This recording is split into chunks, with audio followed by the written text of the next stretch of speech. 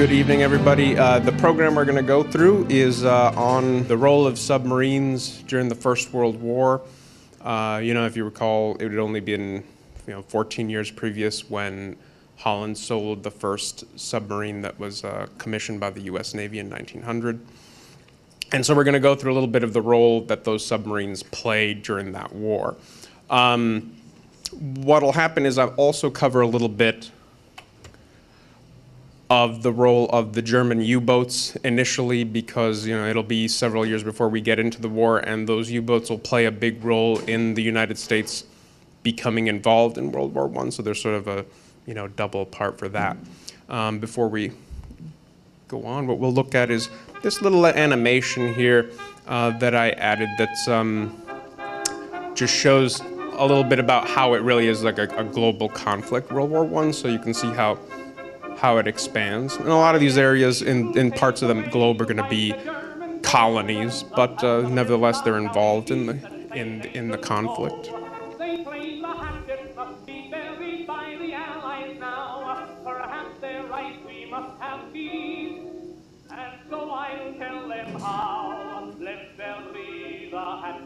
Let them read the hatchet, let them read the hatchet in the Kaiser's head. We'll crown him up. Right. And we'll start off talking a little bit about the U-boat Menace. And so what'll happen is that actually the Germans began development of U-boats even later than we did. Their first U-boat, the U-1, this is not it, but the U-1 was built around 1906. So it had only been 8 years previous before the start of World War I, that they would have really gotten into the business of making U-boats. And just like we did, and the British and everybody else, initially it was considered that submarines would be more useful as defensive weapons rather than as offensive ones. The first ones didn't have a very big range, but because you couldn't detect them, they were very good at defending a harbor or a coastline or something similar to that. And that was initially the use that the Germans had for them. The Germans will be forced to use their submarines offensively. They'll change their doctrine because the rest of their high seas fleet was bottled up by the British blockade. And so they're the only vessels that they have that can slip past that blockade. And so because of that, they'll begin using them in different ways. And this submarine here, this is the U-9. And it's very famous because right in the first year of the war in 1914, the U-9 was able to sink 3 British battle cruisers, you see there, in quick succession, in about the course of an hour, that it sank those three ships. And only just a little bit previous, another U-boat sank the first British warship, but this was noted because of the fact that they were able to sink so many of them in one go. And so here you see the U-9 and the captain. He was awarded, if anyone remembers that old movie with George Peppard, The Blue Max, maybe not, but he would have been jealous because he was awarded a Blue Max, which was the highest order that you could receive in the German military during the First World War for that action. And I've created, and in fact, even in popular culture, it's something that popped out because this is from the period. It's a toy, you can see it's in German. It's a toy paper submarine that you could cut out of the U-9 and put the whole thing together and have a little toy that you got from the paper there. I put together a little animation of how that encounter actually went. So you can see the German submarine, the U-9 up there, and the 3 British battle cruisers down here. So the initial movement as they come out, the first British battle cruiser is struck by one of the German U-boat's torpedoes and consequently sinks. And you'll notice if you pay attention to the directions that the other battle cruisers are moving after this is they're all heading towards the direction of that first sunken battle cruiser. And that's because nobody had thought that a submarine was capable of doing this at that time. And so they all assumed that that first battle cruiser must have struck a mine or something like that. And so they were coming in to help rescue the people who, the survivors of that first sunken vessel. But you see as they swing back around and the U-boat comes around over here, and now hits the second battle cruiser. And the third one, you can see, is still heading towards that initial position of the first British battle cruiser. When it's struck by a first torpedo, but it's only sinking, but doesn't completely sink. And so as the U-9 is leaving, it swings back around and fires a second torpedo that finishes them off. Now, going along, same idea with that, with the whole thing of things in popular culture. This is a recording of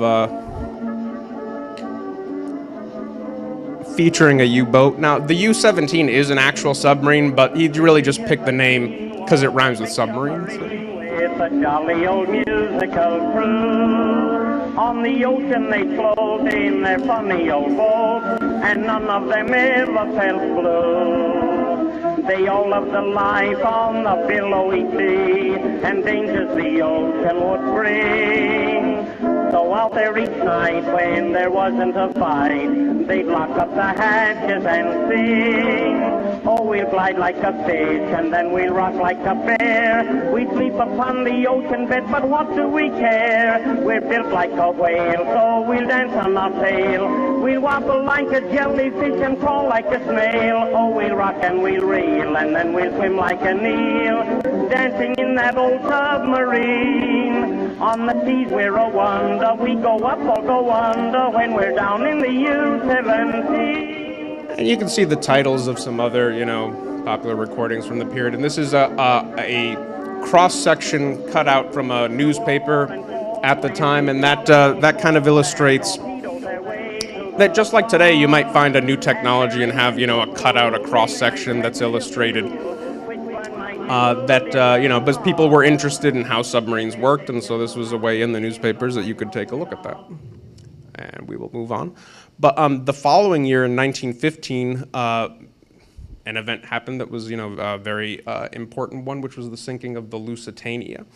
And so that was off the coast of Ireland. The Lusitania was struck. This is because the Germans, what happened was that the Germans are going to begin what's known as unrestricted submarine warfare.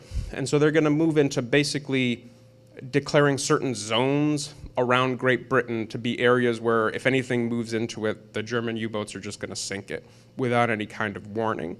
Now, initially, for quite a long while, and even into this period, the German U-boats would actually respect the rules that you were supposed to follow when sinking an enemy ship. A lot of people, they kind of forget about that. But in fact, they would come up, surface, and give the crews the opportunity to abandon the ship, make sure everybody was off on lifeboats, and then they would sink the enemy ship, usually using a deck gun, or they would row aboard and detonate a bomb or something like that and sink the enemy ship. But what happened is the British start to employ something called Q ships. And so these are vessels they look like normal merchant vessels, but they have guns hidden aboard them. And so when the U-boat would pop up, then they would go, aha, and pop out the guns. And so now, as a U-boat, you're done because you're not going to be able to submerge in time before you get shelled by that enemy ship. And so since the British were being tricky, they figured, well, we can't actually follow the rules as they are anymore. And so they begin a lot of this unrestricted submarine warfare. In this case, the Lusitania was struck by 2 torpedoes, and it sank.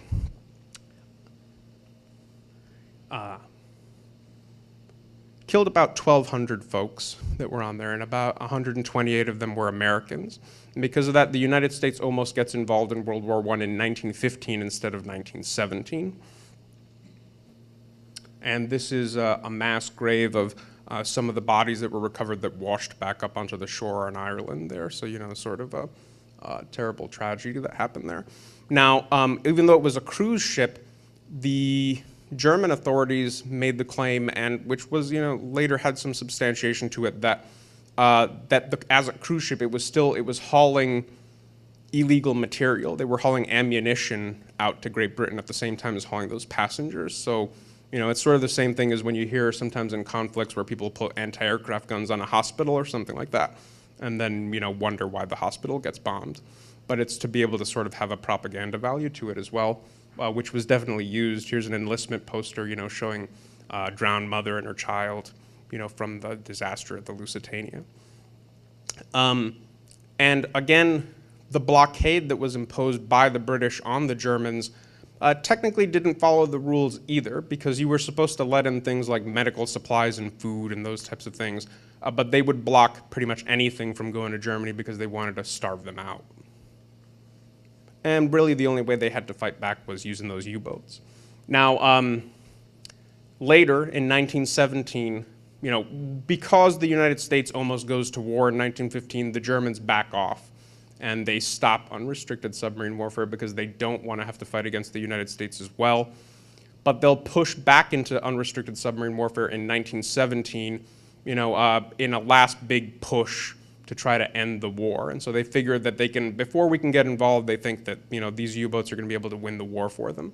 And so because of that, they will not only resume unrestricted submarine warfare in 1917, and that will partially cause us to actually go to war with Germany, but in addition, this is the famous Zimmermann telegram that maybe you've heard of, and this, in addition to that unrestricted submarine warfare, is what is going to bring the United States into declaring war on Germany. So just sort of to sum it up, this was a telegram that was sent by the German government to the Mexican government, kind of trying to incite them to invade the United States as an ally of Germany, and that the Germans would back them up in this. And you can see in here, recovering the lost territories in Texas, New Mexico, and Arizona. So, when the British intelligence managed to get a hold of this and decode it, and they conveniently shared it with the United States, to make sure that they knew about it. And that really is going to get us involved in the war ultimately. So now, before that actually happened, so before 1917 when we declare war, several German U-boats will actually come to the United States in sort of pseudo-friendly terms. One of them here, this is the Deutschland, which was one of two German merchant submarines that was constructed, in the war. As a way, they were conceived as blockade runners. So this submarine has no weapons on it, and you can see it's sort of large and rounded kind of shape, and it was meant to haul cargo. So the idea was it could slip past the British blockade, get to the United States, and buy a lot of rare minerals and things that were needed for German industrial capacity. So stuff that didn't take up a lot of space, but was needed for German industry. And you can see if you pay close attention. Anybody know what that is back there? So it's in New London, and over there's the memorial there in Groton. So this submarine actually made 2 trips to the United States in 1917 before war was declared. The first time they went to Baltimore, Maryland, and then on the second trip came to New London, and they were actually gearing up for a third trip when war was declared, and then that was all scrapped. But in addition to that purpose of getting raw material and things like that to bring back to Germany, there was also a propaganda value to the Deutschland. You can see here this was a book that was written by the captain, chronicling the voyages coming across the United States. And when they came to the U.S., both in Baltimore and in New London, there was kind of a lot of excitement about it. This is all pretty brand new technology. Think of the same thing as like airplanes and other things that were very new technology during the First World War. And people were excited to see something like this. I mean, just as you would be, today people come and they see the submarines coming up and can get excited about seeing that. And so having one come all the way from Germany, the crew on board were treated almost kind of like celebrities. And I should have mentioned that we have an exhibit at the museum that we opened up. This is sort of like a companion piece to it on submarines during World War I. And we have some souvenirs from the trip of the Deutschland in that exhibit. So things like, paperweights and cigarette holders and ashtrays and things like that that were, made from parts of the Deutschland and so forth. And so they were wined and dined and all that kind of thing. And that was meant to, like I said, to kind of engender a good feeling because we weren't at war with Germany yet. And so the idea was try to keep us on their side, as part of this. Ironically, in addition to being used as a propaganda value and to bring in all this stuff, they were also in communication with spies that the Germans had here that were intent on sabotage and things like that in case we did decide to get on the war with the Allies. But later on, after we do declare war and the Deutschland doesn't come back, you can see that it's armed, and so they will convert it. They'll add torpedo tubes and those large deck guns on there, and it'll actually be, you know, a fairly successful cruiser attacking merchant shipping out there. And I even have a little video of that if you.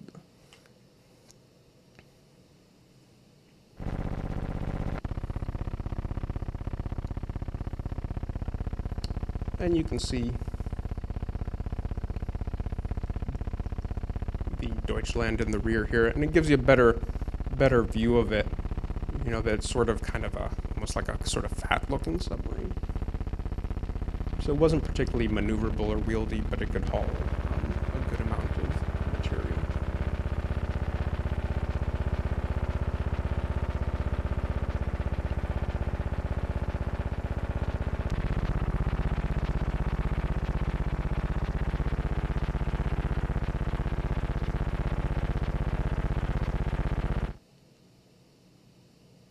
Now, other submarines came here as well. This is the crew of the U-53 in Newport, Rhode Island. And so the U-53 was sent over here to the United States as an escort for the sister ship of the Deutschland, which actually didn't make it across the ocean. It sank somewhere in there. Then the U-53, their crew didn't exactly know what happened to it, but it was lost.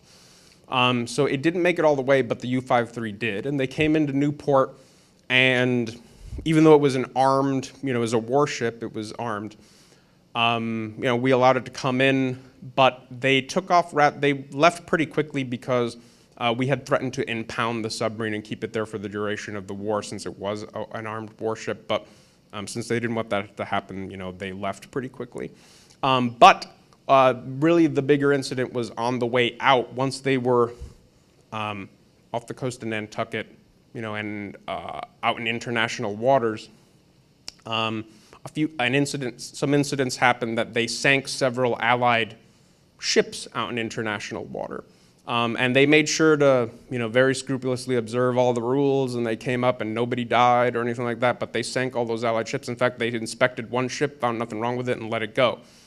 And the problem was that some US warships came out and were observing all this, but they couldn't interfere because we were neutral, we weren't at war. And so when this was going on, you know, the other allies were all upset, but, you know, there was nothing we could do about it because, you know, they were observing all the rules, there was nothing wrong going on, and that's it. This is the U-53, a painting of the U-53 crossing the Atlantic. Because on board the U-53, there were, you know, German combat artists, and, you know, the one that painted this painting would go on to paint others during the Second World War as well. So after the declaration of war, you can see this map from the New York Times has areas where German U-boats came out, you know, to the U.S. coast and where they sank some of our shipping along the coastline, you know, after the declaration of war. Because part of the whole thing with the crew of the U-53 is, sure, you know, they came out here, they were escorting that other ship, but it was also kind of a veiled threat because they were saying, you know, we're able to cross the Atlantic and get over here, so, you know, if you did declare war on us, we would be able to threaten you that way. Whereas none of our, up to that point, none of our submarines had been able to do the same thing, to cross the Atlantic on their own power. And one last incident here. The only instance of the United States being directly attacked, you know, any part of the United States being directly attacked during the war was an area in Cape Cod that was shelled by the deck gun of one of those German submarines. And in fact, it was the only time we'd been hit by artillery since the Mexican-American War. Nothing really happened. There was like nothing out in the spot where it occurred. But here is some video of one of those U-boats out in the Mediterranean, actually, so not here. But they carried, some of these subs would carry film crews and things like this, you can see, out with them to document the fact that they were following all the rules and things. And this is a quick, I kind of condensed a clip, which is really late, so like an hour and a half if you wanted to watch the whole thing. if you do watch the whole thing, you can see, well, they'll pan by the Allied merchant ship and show where there's guns on the rear of it and say, well, see, that's not really a merchant ship, it's a warship, so we're fully justified in sinking it.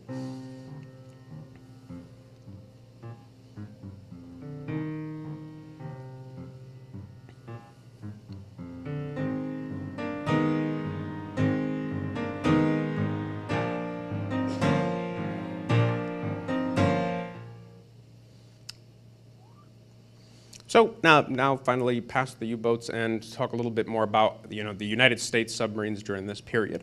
The chart over here on this side, you can see these are all of the classes of submarines that we had during this period that were still actively in use. Some of the ones down near the end, the S-boats here wouldn't begin construction until after the war, but they were being designed during the time period of World War I. And these R-boats would be built and finished right at the end of the war, so they don't really participate because the war ends right at the point that they're finished. But this is an L-class submarine, which will pretty much be the main kind of submarine that's going to see any action, during the First World War, as far as that goes. The K-class submarines we'll take a look at as well. And we'll see a few pictures of some of the A-class, the really early ones that were built around 1903. They're basically the same as the Holland type that was, there's slightly larger versions of that first Holland submarine. And the C-class, we'll see a few of those as well.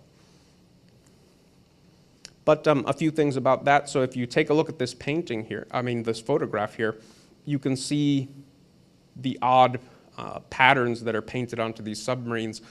This was a type of camouflage that was experimented with during the First World War, if any of you are familiar with the term dazzle camouflage. And so it was meant, if you look at it, this one's checkerboard, these are sort of zebra stripes, different things like that.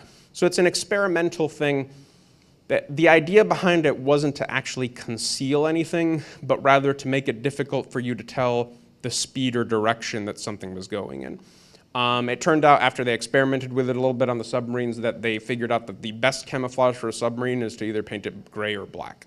And so they left it at that. But for what? Whole thing a submarine? Right here, see from there to there. That's the first one, so they're stacked. There's 4. 1, 2, 3, 4. And then there's a larger ship behind them, a tender. Yeah, but a lot of surface ships were painted up that way. And there was some evidence that there's some success of that because it just, like I said, it was meant to break up the visual aspect of it so that you really couldn't tell exactly which way it was going. And that's enough to mess somebody up who's trying to make a calculation on how to fire a torpedo at you.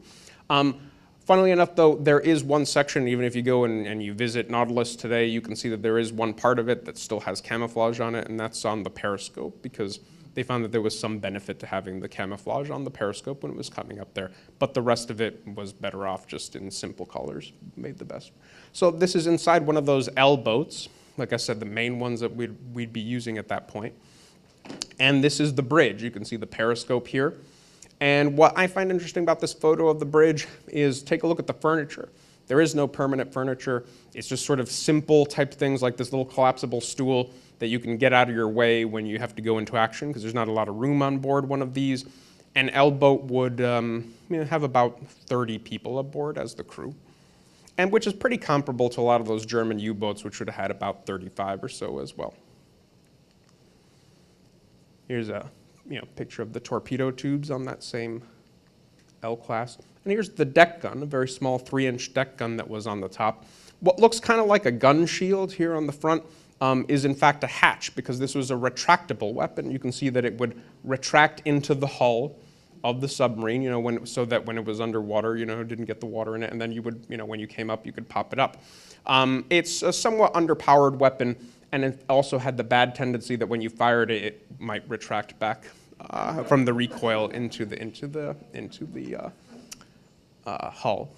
And this is an interesting. You can see here they're loading the 100+ large batteries onto that L boat that you would have needed to power the electric motors, when you were underwater. So a little bit about, what was it like to live on one of these submarines during this period. This isn't one of the L boats, a slightly earlier one, But a lot during this period, you know, leading up to World War I, a lot of these vessels have these sort of canvas superstructures, almost like a temporary bridge that they would construct on top of there to kind of keep some of the weather off you when you're patrolling around, that type of thing. And so the very first ones, if you were looking at those A boats, the ones that are at the very top of the list there, they're very small. You could only, you know, go out and patrol something like a harbor for a few hours, that type of thing. So there was nowhere to sleep on it. There was nowhere to eat on it. There was nothing like that, because you weren't expected to do any of those things. You know, nobody thought that you'd be out that long. And by the time we get up to World War I now, yeah, you are doing longer patrols. You're able to do things like we'll have the first one of our submarines is able to cross the Atlantic on its own power, so forth. So now you're starting to get some facilities for being out there longer. And one of the very early, you know, toilets or heads, if you will, if you can see it right here. And so the idea is you would sit here and, you know, there you go. So, and so it was up there on the top. But later, by World War I, some of them are equipped with actual toilets on board. Another part of that, of the museum exhibit is I have from an R boat the plaque that explains the instructions on how to use the toilet. So all the valves that you have to put in what sequence and so forth to be able to, you know, properly use the toilet. And I think you can all imagine, you know, the horrible things that would happen if you did it wrong. In fact, reading some of the reports and things from after the war that people had summed up, you know, how we had been able to use our submarines and so forth. They say that they really tried not to use those toilets as much as possible, you know, that it was, you know, unpleasant for a lot of different reasons. And that what was more common to use instead of the toilet was actually just to have a bucket in the engine room that was filled with motor oil. And that was actually a lot better because the motor oil masks the smell and all that kind of thing. And then you just, when you surfaced, you could dump all that out, you know, rather than actually using this toilet. But as far as now, like I said, you'll be out there for a while. So you have, you know, now the racks for people to sleep on there in the torpedo room. And you can see one guy up there asleep. And as far as things that you could do to entertain yourself, here's a record player. People could play cards, things like that. And, you know, around 1914, this type of record player, the disc record player, really wasn't that old, maybe about a 20-year-old thing. So, you know, think of, you know, something like CDs nowadays, be about that age, because it had only just replaced the wax cylinder, you know, you remember from Edison and that type of thing around this period. And you need to be able to cook, and so the small galleys that would be aboard some of these. And there's a Thanksgiving meal laid out, so a little bit larger, you know, probably than a normal one, but it's still a nice picture of that. But here's a picture of a more normal meal, a little blurry, but I like this photo because it shows, again, the temporary nature of the furniture. You can see that this is, you know, sort of a simple table that you can put up, and when you're done eating, you can fold it up and get it out of the way because there's not a lot of permanent furniture, you know, aboard one of these. And so here's a little clip of some of our submarines deployed out in Ireland. And I'll go into it in a little bit, but Ireland is the main area where we're going to be operating out of. If you remember where the Lusitania was sunk, it was off the coast of Ireland. And if you notice, you know, it's an L boat. You can see the L1 that was on there, but you may have noticed it had an A on it, AL1. And, oh, right, there's the deck gun, if you saw that, but see the AL1. And that's because at the same exact time, the British had a class of submarine that was an L-class submarine. And so in order to avoid confusion, we had A for American in front of ours, and so ours were AL, as opposed to, and theirs were just the L boats.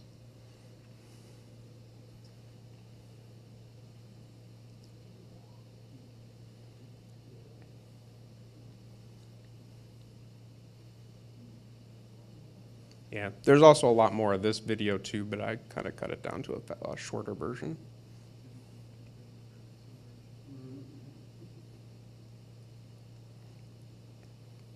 And I included this just because it's interesting to see what must have been filmed from an airplane, or, you know, at least a balloon or something like that, which airplanes would have been a very new technology, even newer than the submarines, really. Few interior shots. There's the crew working in there. One of them's got his Gilligan hat on there. But, so, if you look at this map, this is a German map, if you can tell by the language up there. But all the little red dots that you see all across this map are all Allied ships that were sunk by German U-boats. So to kind of give you an idea of that. And you can see the heavy concentration here along the English Channel and here on the southern coast of Ireland, because if you're coming into Bristol or one of those ports, you're going to come by this area. And like I said before, this is around where the Lusitania was sunk. And so here is Bantry Bay in Ireland, roughly in this position. And that's where all of our submarines are going to be based out of, the L-class ones that are out in Ireland. And they're going to principally be patrolling around this area. But out here, you can see there's some out in the Atlantic here near the Azores.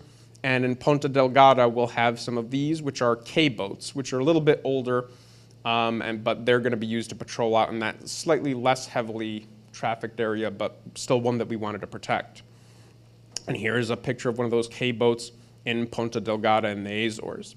Now, the very first submarine that crosses the Atlantic on its own power is the E-1, which also happens to be, it was the very first submarine that was that had a diesel engine on board it instead of gasoline. Previously, it had been gasoline engines, and so this is the first diesel-powered one. It's the first one that's able to cross the Atlantic on its own power. It's also the first one that has a gyroscopic compass aboard it, which is very important because if you're going to navigate around, you can't use a regular compass inside a submarine because you're completely surrounded by metal, so it's not going to work very well. So the invention of the gyroscopic compass in 1911, I believe, is coming, right up into this period. So this is the crew of the E-1 here, and they didn't necessarily cross the Atlantic on their own power as the first one on purpose. They were all being towed by the tenders, and their lines snapped in a storm, and so they were kind of forced to cross the Atlantic on their own power that way. And one of the crew was actually awarded a medal because some of those lines got snagged up on their propellers, and he tied a line around himself and dove into the middle of the storm and freed all that, and they pulled him back up. And so because of that, he was awarded a medal. And this is the outline of one of those L boats. You can see here, this is the AL-4. And now, because we get into the war so late, while our L boats are patrolling in that area where there's the potential for a lot of German submarines and will run into German submarines, their main mission is to fight off the enemy U-boats. Why would you pick a submarine to fight another submarine? In this period, they figured, well, they didn't really have any very good idea of how would you fight a submarine at all, and so they thought, why not use one against the other one?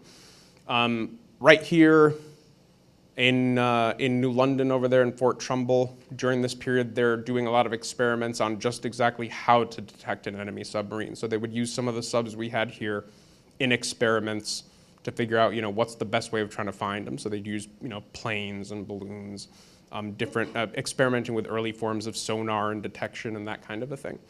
But at this point, since they really didn't have sonar or any of those other technologies, they figured they would try this. And the L-4 very nearly did sink a German U-boat, but not quite. They came up and they saw a U-boat in their crosshairs that was just sort of sitting there on the top of the water, floating there. And by the time they loaded up and fired the torpedo, it was gone. So, they didn't quite make it. But this is the L-2, and the L-2 is in fact credited with sinking a German U-boat. This is Lieutenant Paul Foster, who was the skipper there of the L-2, and he was awarded a medal he was given credit for being the first one to sink a German U-boat, and so was the first anything that was sunk by one of our submarines during the war. Put together another little animation of how that was. So here's the AL-2 and the UB-65. And what happened is they kind of detected each other at right around the same time. They could hear him on the, because we didn't have sonar, but we still had the hydrophone, so you could listen underwater.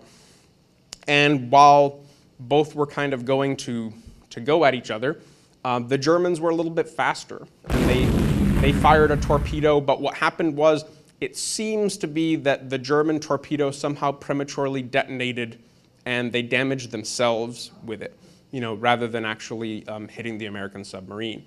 And so at this point, because they were so close, the only thing that Paul Foster could do was turn around, and he attempted to actually ram the enemy U-boat because they didn't have time to load up a submarine. So when he flips around and comes to ram at that U-boat, what happens is the U-boat dives in order to avoid being rammed by the L-2.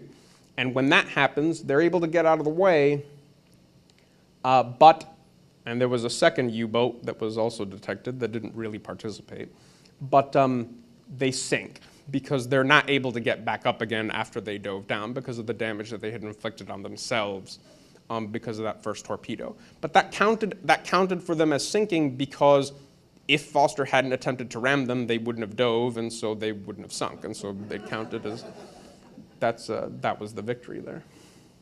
So now, it wasn't just in Ireland and the Azores where we had, because remember, there's a world war, and we've got interests all over the world and in different areas.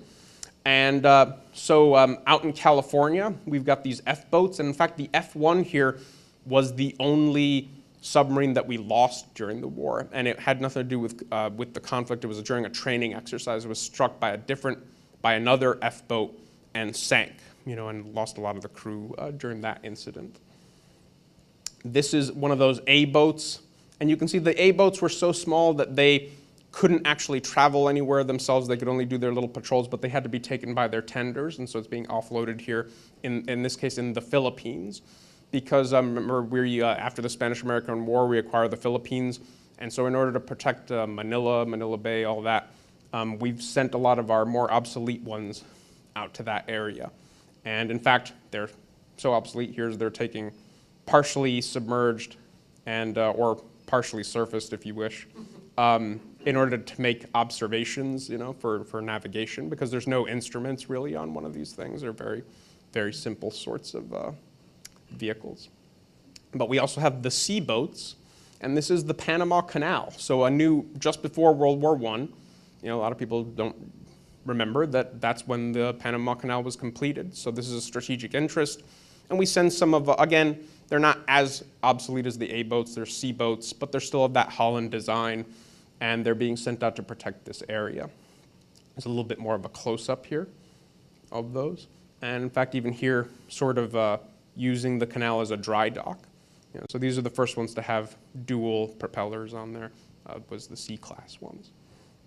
As sort of an interesting side, if anybody's ever seen, the musical The Sound of Music, and you remember, that the Von Trapps are trying to escape from Austria because Hitler's after them, and that's because Von Trapp was a U-boat commander from World War I, but he was an Austrian U-boat commander. And during World War II, Austria is a part of Germany, and so they want him because he was the most successful Austrian U-boat commander during World War I. And the type of submarine he used was one of these, because Austria bought a few of their submarines from Holland, and it was pretty much identical to the C-class, so just as a side thing. And now this is, it's hard to tell, but this is the E2, so exactly identical to the E1, which, oh, by the way, the E1 was also not only the first, but the smallest submarine to ever cross the Atlantic on its own power as well. But the E2 stayed behind on the east coast of the United States, and it was patrolling, it was doing anti-submarine patrols. And so the way that this works, if you see the sailboat up in front, it's meant as a decoy. It's sort of attached to the E1, and the idea is you'd be submerged and followed around behind, and if any U-boat popped up to get it, then you would pop up and get the U-boat, so you're sort of following behind it that way. And so, yeah, I mean, like I said, they're trying to come up with ways, well, how can we stop these things? Well, how about we lay something out there and let it go after it? And so after the war, when we defeat the Germans, or can help with that, I kind of like the fish face on the front of that, we bring back a bunch of those German U-boats. We bring back 6 of them back to the United States. And we do that, ostensibly it's sort of for a war bonds drive, to be able to raise up money for, pay off some of the war debt. But in fact, they take these things and they'll experiment on them and take them apart and see if there's anything we can learn that we can improve on our submarine designs. Now compare that when we saw those L boats in Ireland. you know, how much bigger these things are. These are U cruisers that they actually crossed the Atlantic with, you know, to go and attack the eastern seaboard of the United States. And some of them were brought back, and, you know, look at the giant guns on these too.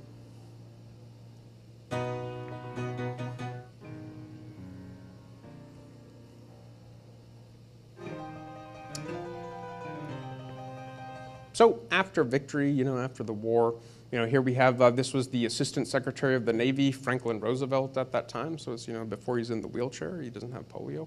And so he's down in Bridgeport, Connecticut, examining these Simon Lakes facilities, because he built several of our submarines, you know, during that period. And this is the AL-10 there in Ireland, all the wreaths and garland and things, because they're celebrating the Armistice Day. So it's the end of the war. Finally, that's been, you know, the war is over. And the World War I Victory Medal that we have here, if you look over there on the little table there, if anybody wants to, after the program, and you want to take a closer look at those, it's a collection of World War I Victory Medals. Some of them are real, some of them are repros. But the thing is, the Allies all came up with the same, they agreed to have the same design. So the idea was they all have this rainbow-colored ribbon, and they would all have the goddess of victory on the front, but it was up to each country to come up with their own particular design of what that goddess of victory would look like. So if you see those, if you take a look at those, they're all completely different from all the different nations. Some of the more interesting ones, I think, are from some of the Asian countries, because the goddess of victory doesn't mean anything to them, so they came up with something completely different. Ours was designed by the same artist who created the Buffalo Nickel. It was one of the more famous things, Fraser. And so this is, again, one of those captured, the U-111, and you know, they're on the sub base, so after they brought it back after the war. And this one here, the U-111, was actually interesting in that all the other ones were towed back, but this one, because of, you know, one circumstance or the other, the crew actually brought it back on its own power across the Atlantic, which was something that was a little bit more difficult because all the controls are in German, obviously. So trying to figure out how to run the whole thing. But you know, was brought back and studied closely, especially the engines. So this is the engine room, the diesel engines of one of our brand new S-boats, which would be built just after the war, so early 20s. And this is the engine room of, you know, one of these U-boats. And when, you know, after the war, when they did some comparisons between the two engines, they really did find that the German engine was a better engine. You know, even though this was brand new, and by this point this is already 3 or 4 years old, it worked better. You know, it didn't leak where it wasn't supposed to leak, and it kind of did all the stuff that it needed to do. So these were some of the things that they looked at making improvements on after the war. And it was a big debate after the war, you know, what exactly do we really want to use submarines for? You know, are they going to be used for defense? Are they going to be used to operate with the rest of the fleet? Or are they going to be used on lone operations, you know, heading out? And so a lot of these debates and some of these captured vessels are going to help, you know, fuel that. And they're what's going to be used to help make us successful during World War II when we employ these submarines against the Japanese. Because of the improvements that are made in that period in the interwar period between the two wars, we will have submarines that can go as far and as fast as the rest of the fleet, and are actually very suitable for independent operations that can fight against, you know, the Japanese merchant fleets. And so I got one last video here for you. So again, this is after. And you can see how much bigger that S-class submarine is. Nice crane shot here. And if you're wondering, we figured this is up in New Hampshire where they're constructing this here.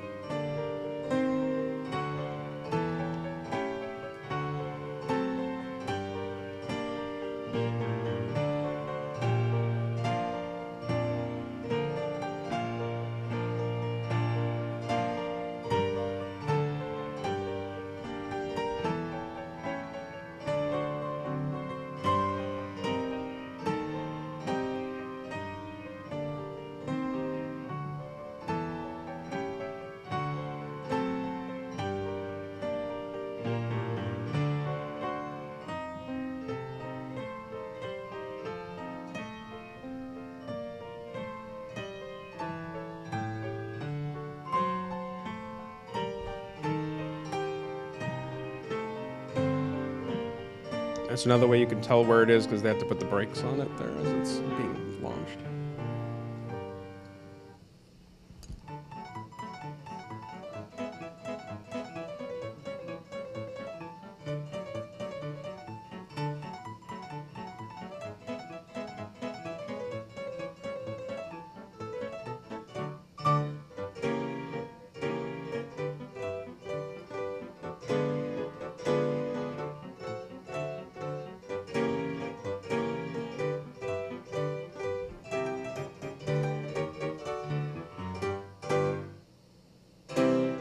See the Filipino.